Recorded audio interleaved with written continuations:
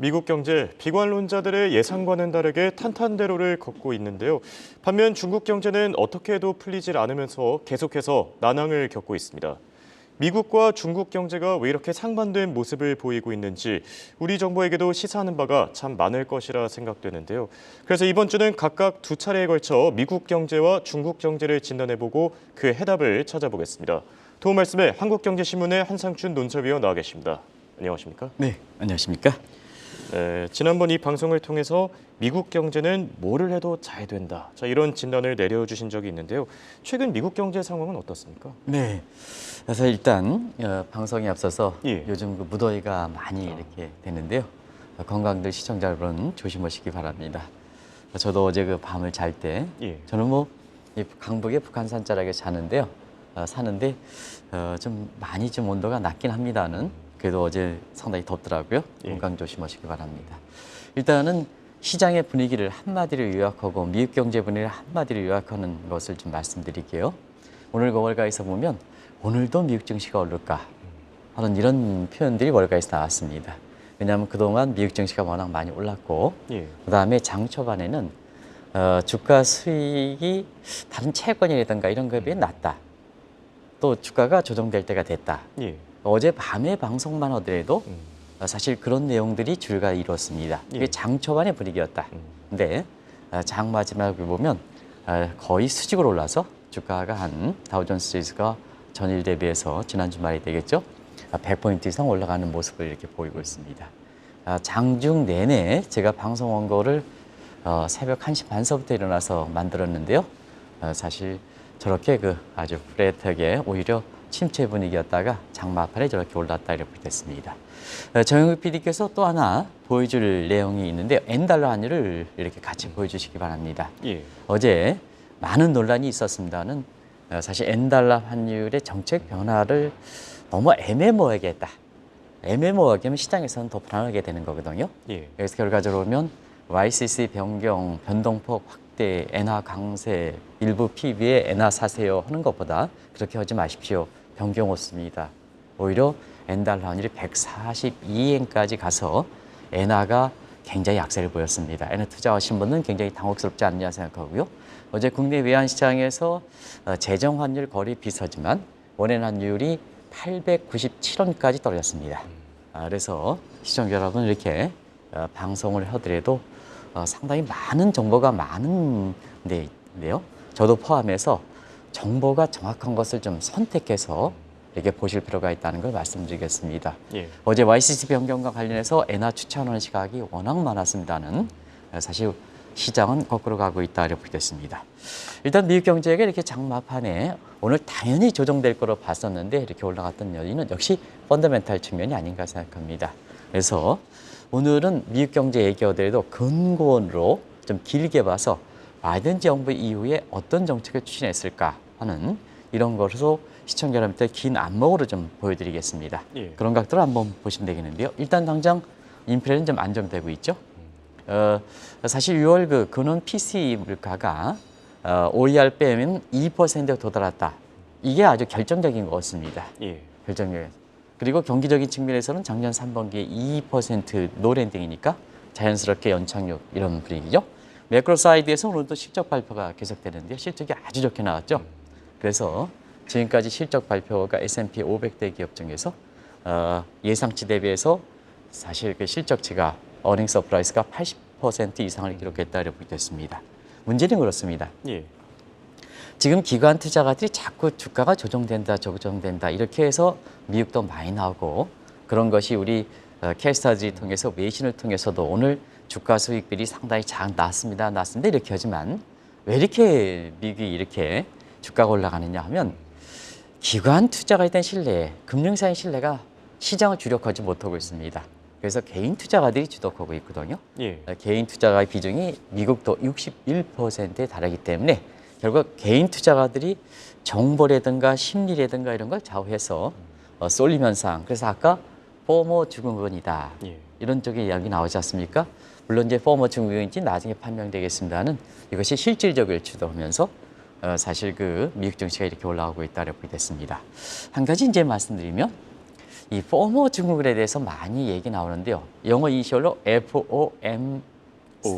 예. 뭔지 아시죠? 예. 그래서 앞에 F는 fear이 되겠습니다. of missing out 이렇게 되는데요. 요거를 방지하는 방법이 뭐냐? 올가에서 새롭게 용어가 나오는데요. 뭐라고 생각하십니까? 글쎄요, 포모를 방지하는데 어떤 네. 영화가 있을까요? 외톨이가 되는 것을 자기가 두려워하는 것이 사실 포머 증후군입니다. 예. 근데 외톨이를 즐기는 방법이 결과적으로면 포머 증후군에 탈퇴하는 방법입니다. 그래서 joy of missing out, JOMO 새로운 용어가 나오죠. 예. 그래서 시청자 여러분 그래도 이런 증시에서는 좀 이렇게 좀 객관적으로 남에 쫓아가지 않고 좀 객관적으로 제3자 이렇게 떨어져서 혼자를 즐기는 것도 아마 시장을 좀 정확히 볼 수 있지 않냐 하는 생각이 듭니다. 지금의 에코프로라든가 이런 것도 앞으로가 나쁘지 않다. 예. 호재도 많다. 그러나 지금까지 이렇게 보면 너무 기존의 평가 잣대로 이렇게 이해할 수가 없고 그다음에 이론도 안 맞고 정책 당국자도 그렇고 그다음에 애널리스트 같은 이코노미스트도 손 놓고 있는 상태에서는 자기 스스로 관리할 필요가 있지 않느냐.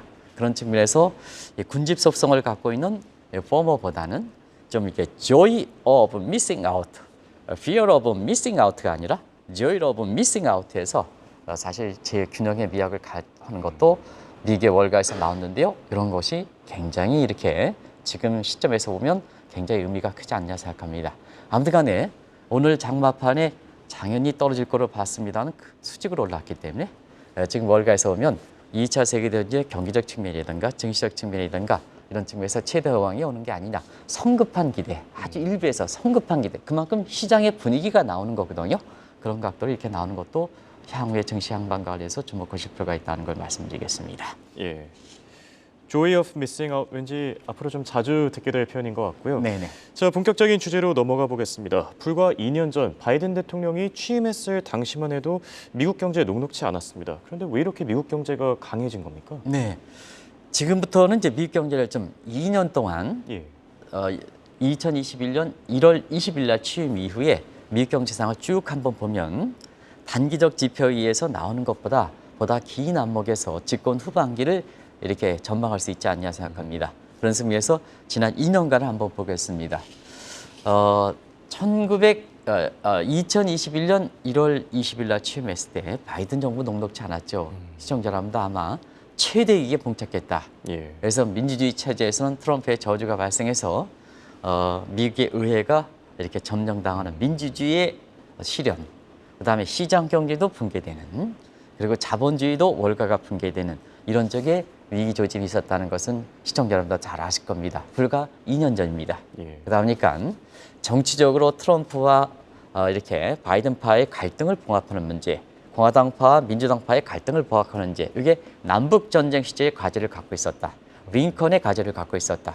그리고 경기가 안 좋았으니까 경기를 부양시켜야 된다는 대공황의 과제, 루즈벨트 과제를 갖고 있었다. 이런 쪽의 얘기들을 많이 했었습니다. 그게 불과 2년 전이다 이렇게 됐습니다. 예. 사실 그때 당시에 경기적인 측면에서도 경기가 좀처럼 사지 않고 뱀이 꿈틀꿈틀 가장 기분 나쁜 경제, 스네이크 경제를 갔었던 측면이죠. 그리고 이렇게 양극화가 났던 경우는 질적인 측면에서 K자의 양극화. 왜냐하면 코로나를 거치면서 돈 있는 사람은 돈뿐과 함께 아주 초부유층으로 됐고 중산층이 붕괴돼서 다 밑으로 떨어지는 과정에서 K자 구조를 갖고 있었다 이렇게 됐습니다. 이런 과정에서 코로나 초기에 페드가 무제한 통화 공급했죠. 제로 금리와 그다음에 양적완화 정책에서 무제한 통화 공급했는데 이것이 사실 바이든 정부, 즉 그 트럼프 정부를 이어봤던 바이든 정부 입장에서는 그의 후유증이 우려가 됐던 상황이거든요. 예를 들어서 자산분의 거품 문제, 달러 약세 문제 이런 문제였거든요. 예. 그래서 지금 미국 경제가 뭐가 해도 된다 하는지만 불과 2년 전에는 바이든 정부가 그 자체가 위기다 할 정도로 많은 과제를 갖고 있었다 이렇게 보시 됐습니다. 이런 과제들을 지금 상황으로 어떻게 극복했는가 하는 측면은 윤석열 정부의 경제 강요들한테도 많은 시사점을 던져준다. 비단 한국의 윤석열 정부뿐만 아니라 전 세계 정부에도 많은 시사점을 던져준다 하는 측면에서 증시와 관계없이 오늘은 왜 이렇게 미국 경제가 살아났을까 하는 측면을 같이 한번 점검해 보는 것도 좋은 기회가 아닌가 하는 생각이 듭니다. 예. 이번에는 세간에 많이 알려지지 않았던 말을 한번 짚어보겠습니다. 바이든 대통령이 당선된 이후에 그해 연말에는 옐런 읽기로 보냈다. 이건 무슨 의미입니까? 네. 바이든 대통령이 트럼프와 경합관계 하는 측면에서 사실 2020년 11월 그 8일 날 공식적으로 이렇게 당선됐죠. 그러면서 경제 강요를 마음에 품은 사람이 있었다 이렇게 합니다. 그 사람이 바로 페드 의장으로 했었던 제닛 옐런. 남편이 정보경제학, 지금처럼 소셜 네트워크는 정보경제학의 대가인 노벨상이죠. 조지 에걸프 교수. 이런 해서 앨런 교수를 아주 공식적으로 임명했죠. 예. 근데 누구나 보더라도 앨런 의장이 사실 재무장관으로 임명된 데에서는 많은 논란이 있었습니다. 그럼에도 불구하고 내가 임명된 사람들에 대해서 내가 잘해야 된다 하는 측면에서 바이든 대통령이 얼마나 다음에 1월 20일 날 취임하려면 얼마나 준비 과정이 많았습니까? 그렇죠. 그럼에도 불구하고 자기가 임명됐던 사람을 내가 이해해야 된다는 측면에서 당선된 해 2020년 말에 앨런을 공부하기 위한 앨런 열공에 이렇게 들어갔다. 많은 시사점을 던져주는 것이 아닌가 생각합니다. 예. 그런 측면에서 당시에는 페드라든가 그다음에 파월은 코로나에 돈 푸는 것 후유증 때문에 바이든 대통령의 경제 정책을 가는 데는 오히려 브레이크를 걸 거다. 그런 측면에서 오히려 실질적인 경제 컨트롤 타워는 제닛 앨런이 될 것이다. 그런 측면에서 바이든 대통령이 앨런 공부를 하게 된 것이 아닌가 생각합니다. 그런 측면에서 앨런이 초기에 나왔을 때 이런 용어들이 많죠. 앨런 신드롬 다 잊어버리셨을 겁니다. 근데 앨런 신드롬, 앨런 이펙트, 앨런 덕트린 이런 표현들이 나왔죠. 이런 표현들이 이제 나오는 상태에서 여러 가지 정책적인 측면에서도 이렇게 나왔습니다. 그 정책적으로 아메리칸 레스큐 플랜, 미국을 재건하자. 그다음 빅 액트, 코로나에 의해서 경제가 어려웠던 것을 살리겠다. 빅 액트. 그다음에 다운 페이먼트, 다들 아실 겁니다. 그리고 이큐터블 그로스, 공정 이렇게 성장. 요건 이제 나중에 굉장히 중요한 윤석열 정부에서 시사점을 던져주기 때문에 이걸 별도로 좀 얘기하겠습니다. 이런 용어들이 나왔죠. 예. 그런 상태에서 자 바이든 대통령이 취임하면서 사실 앨런의 열공이 나다 보니까 돈을 벌어야 되는 월가 입장에서는 결과적으로 보면 사실 월가에서도 아마존닷컴이라든가 이런 측면에서 앨런의 책이 불티나게 팔렸던 겁니다. 그리고 서학개미들, 우리나라의 서학개미들도 주식시장에서 돈 벌기 위해서 앨런을 공부해야 된다 하는 입장인데요. 자 이렇게 됐을 때는 지금 결과론적인 측면이지만 예. 돈을 벌었을까 하는 측면에는 다우존스 지수가 바이든 정부 출범 때 28,900이었거든요. 지금 35,000이 넘었습니다. 나스닥 같은 건 그보다 더 많이 올랐거든요. 결과적으로 보면 앨런을 공부해서 경제정책을 꾸준히 믿었다면 사실 미국 주식에서 돈을 벌었지 않았냐 하는 생각이 듭니다. 네. 사실 바이든 정부가 출범한 이후에 각종 위기들이 있었습니다. 대표적으로 지난 3월 은행 위기도 있었죠. 네. 자, 이런 각종 위기들을 옐런 재무장관은 어떻게 풀어나갔습니까? 네. 오늘 제가 가져온 자막은 예. 시청자를 위해서 2021년 바이든 정부가 출범 초기에 나왔던 그 자막을 그대로 갖고 나왔습니다. 예. 거의 고치지 않았습니다. 그만큼 미국 격의 경제 정책은 일관성을 갖고 추진했다는 얘기입니다. 이것도 윤석열 정부에 많은 시사점을 던져주는 게 아닌가 생각합니다. 거의 자막 고치지 않았습니다. 예. 현재 상황과 이렇게 빗대서 조금 적어했습니다. 그런 과정에서 결과적으로는 2년 동안 미국의 경제 정책이 2년 전에 바이든 정부 출범 초기에 얘기했던 내용들과 거의 일관성을 유지했다는 것은 기본 원리가 기본 패러다임이 동일하다는 얘기입니다. 예. 그만큼 정책의 일관성을 갖고 추진한다는 얘기입니다. 그 대표적인 것이 예일 거시경제 패러다임입니다. 이거는 바이든 대통령이 부통령 시절에 버락 오바마 정부 시절에 사실 그 경제정책이 근간이 됐는데요. 이번에는 바이든 대통령이 됐으니까 자연스럽게 그 예일 거시경제 패러다임의 가장 핵심을 이루고 있는 제닛 앨런이 재무장관, 실질적 경제 컨트롤 타워가 된 거죠.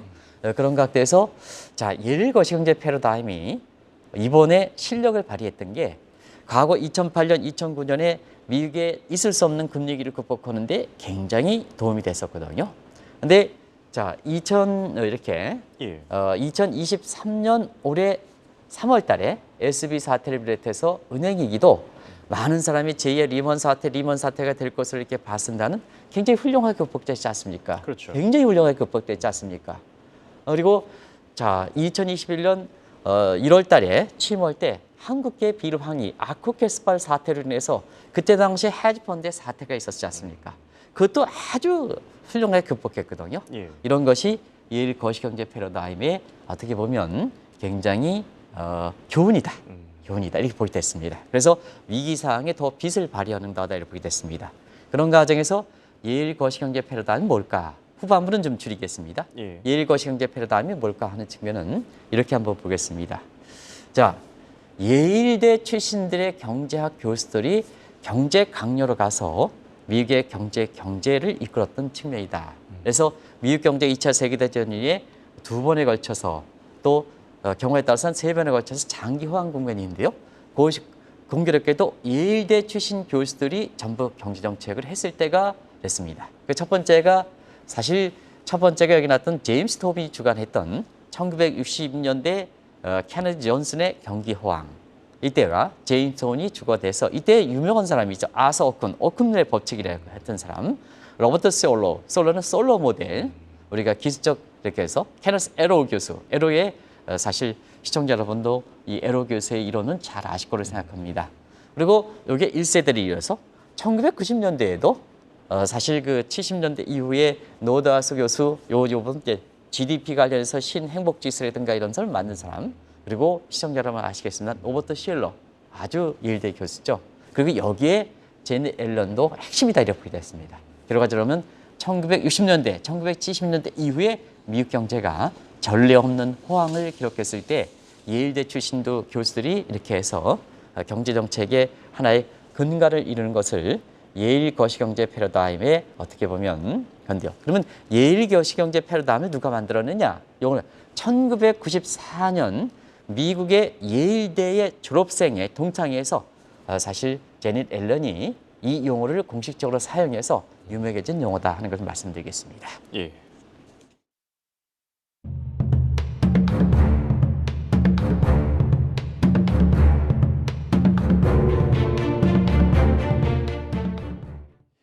자, 옐런 장관, 미국 경제를 전체적으로 조율하고 있지만 가장 중요한 책무는 아무래도 재정 정책 아니겠습니까? 네, 재정 정책이 사실 코로나를 기해서 트럼프 정부가 막 쓰자.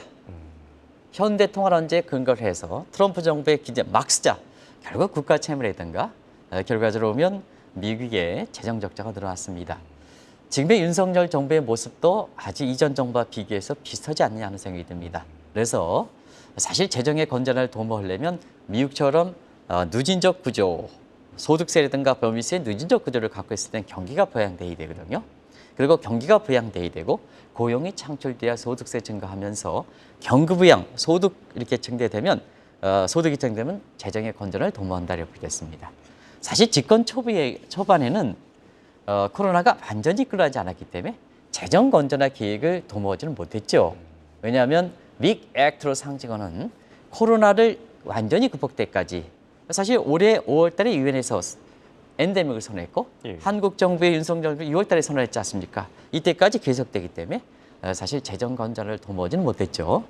그러나 사실 이때 당시에도 하나 기본 골격은 있었습니다.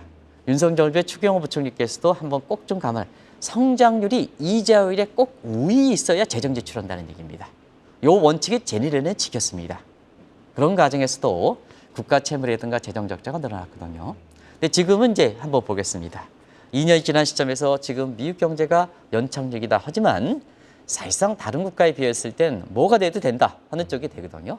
어느 정도 자 경기 부양도 됐습니다. 예. 완전 고용은 완전히 달성했죠. 그런 측면에서 집권 후반기에는 재정 건전을 도모한다 이렇게 됐습니다. 재정 건전을 도모할 때 사실 내년에 대선이 있을 때 어떻게 재정 지출을 안 하느냐. 재정 지출을 해야죠. 근데 국가 채무라든가 재정 적자 문제는 올해 2월 초에도 이게 문제가 터졌었거든요. 이게 사실 바이든 정부가 문제가 됐던 게 아니라 이전 정부인 트럼프 정부 때 워낙 많이 썼기 때문에 그 후속으로 봤던 정권을 봤던 바이든 정부의 부담이 됐었던 거거든요. 코로나가 초기에 있었었고 그런 과정에서 이후에는 페이거 정책으로 빌 클린턴 정부 시절에 민주당 시절에 동일한 문제가 봉착했을 때 아버지 조지 부시 대통령이 동일한 국방비 지출에서 동일한 과제를 남겨놨을 때 이 재정 적자라든가 국가 채무를 줄였던 페이고 정책으로 가지 않겠느냐. 그래서 재정의 건전함화 마지막에 경기 부양도 됐고 안정공도 됐고 마지막으로 남은 후손 세대에서 가장 지속 가능할 때 가장 중요한 재정 건전을 도모하는 계획은 집권 후반기에 페이고 정책을 통해서 도모하지 않겠나 이렇게 보고 있습니다. 예. 그리고 앞서 잠시 언급해 주셨는데요. Equitable Growth, 옐런 장관의 신조어가 월가에서 그렇게 주목을 받고 있다고요? 네, 결국 지금째 미국에서 K자형 구조가 지금까지 해결하지 못하고 있지 않습니까? 그렇죠. 그런 것이 지금 집권 후반기에 경기가 안정되다 보니까 초유 보유세 동원, 그 정보라든가 이런 터에서는 정보가 재산이 많은 사람들이 사실 그걸 가지고 재산 증시에 활용하는 거거든요. 밑에 사람들은 다 그런 거 아니 로드바이스라든가 기본 인프라를 갖출 때는 돈이 좀 부족하게 된 거거든요. 그래서 예. 시간이 가면서 K자형 구조를 더 심하게 하다 보니까 결국 초부유세 동원, 인터넷세 도입, 그다음에 구글세 도입 이런 쪽으로 가는 거거든요. 그래서 이렇게 K자형 구조를 줄이는 쪽으로 가지 않겠냐 하는 측면인데 가장 중요한 것이 결과적으로 금융기관에 돈이 있는 사람들이 가장 해야 될 게 도덕성 투명성입니다. 도덕성 투명까지 이뤘을 때는 국가의 공정한 지금 한국에도 보면 돈 있는 사람을 중심으로 해서 금융사고들이 많이 저지르니까 자 돈에서 보면 지금 한국사에서 증시가 공정하게 돌아간다. 누가 그렇게 생각하십니까? 돈 있는 사람이 돈 먹는 거지 이렇게 생각할 때도 많거든요. 지금은 아마 지금 분위기가 그렇습니다. 예. 그런 과정에서 사실 본인 자신의 역작에 의한 도드프랭크법 아시겠습니다는 이게 한마디로만 도덕성과 정실성을 끌어올리는 도드프랭크법을 정착시키는 데 노력하고 있는데요. 그 내용들은 다들 아실 겁니다. 결과적으로 오바마 정부의 온정적 자본주의, 밑에 계층을 같이 가자 하는 온정적 자본주의를 집권 후반기에 이렇게 드는 측면에서 한편으로는 이런 그 구글세를 도입하고 로봇세를 도입하고 그다음에 다른 한편에 있어서는 도덕성과 투명성을 이렇게 부각하기 위해서 도드프랭크법을 양대 잣대로 가는 이런 것이 집권 후반기에 증시를 비롯한 금융 정책이다. 한국의 금융사고를 많이 저지르는 이런 입장에서 이렇게 보면 많은 시사점을 던져주는 것이 아닌가 생각합니다. 예. 여기에 또 옐런 장관의 또 다른 과제인 환율 정책 앞으로 어떻게 운영하겠습니까? 환율 정책은 거의 변형이 없습니다. 근데 내용은 기본 골격은 사실 2015년에 만들었던 BHIP, 베넷 해커 법에 의해 가지고 사실 내용은 그대로 되는데요. 다만요 환율 보고서가 왜 4월과 10월에 지켜지지 않냐면 트럼프 정부 때 이걸 망가뜨려 놨습니다. 기본 시스템을 망가뜨려 놨습니다.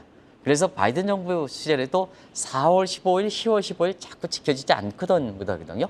요거에 대한 인프라가 이렇게 나오면 이렇게 이 문제는 이렇게 정리가 되지 않겠나 생각하고 지금은 환율 정책은 미국의 물가가 안정이 된 상태 아니겠습니까? 예. 6월 근원 PCE 물가가 OER을 빼면 지금 2%니까 거의 안정이 됐다. 그 미국 증시가 이렇게 올라가는 데는 그런 측면도 있거든요. 그런 측면에서는 자 그동안 바이든 정부가 2021년 11월 8일서부터 사실 인플레를 잡기 위해서 그 파월이든가 페드가 이거 못 잡는다 하는 측면에서 이렇게 제니 옐런이 재무부가 환율 정책이거든요. 예. 그런 측면에서 달러 강세 정책을 추진했던 게 작년 10월까지 갓달러, 킹달러 얘기가 나왔던 거 아니겠습니까? 근데 이제 물가가 잡혔습니다. 굳이 달러 강세를 가져갈 필요는 없는 거죠. 예. 그런 측면에서 환율 보고서 내용들은 뒷전으로 이렇게 가지 않겠느냐 하는 측면이 됩니다. 네, 알겠습니다. 그럼 결론을 맺어보겠습니다. 옐런 장관이 미국 경제를 실질적으로 주도해 나간다고 하면은 미국 증시 그리고 달러 가치는 앞으로 어떻게 되겠습니까? 네, 미국 증시에서 보면 지금까지 이렇게 집권 전반기에 가장 예측을 잘 맞은 사람이 많은 사람이 증시 예측에서 가장 잘 맞은 사람이 누군지 아십니까? 글쎄요, 강세론자 중에 한 명일 것 같은데요. 예, 제레미 세겔이 되겠죠. 음. 제레미 세겔 3만 5천은 집권 전반기에 도달하겠다. 지금 3만 5천은 도달했습니다. 정확히 도달했습니다. 예. 그런 측면에서 시청자 여러분 집권 후반기에는 5만 선 도달할 것이다. 지금 3만 5천 선이니까 1만 5천 선. 큰 선으로 보이죠? 예. 아마 시청자 한번 판단해 보시기 바랍니다. 집권 전반기에 가장 많이 맞았던 사람입니다. 그리고 지금 관심 있는 달러 가치는 집권 초반기에는 달러 인덱스가 91에서 지금 한때는 114 레벨에서 지금 100 레벨까지 떨어졌습니다. 집권 후반기에는 그렇게 인플레 안정을 위해서 달러 강세를 유도할 필요는 없다. 지금부터는 달러가 강세가 유지될 수 있는 요인이 그렇게 크지 않다 하는 걸 말씀드리겠습니다. 예, 알겠습니다. 지금까지 도말씀의 한국경제신문의 한상준 논설위원이었습니다. 대화 고맙습니다. 네, 고맙습니다.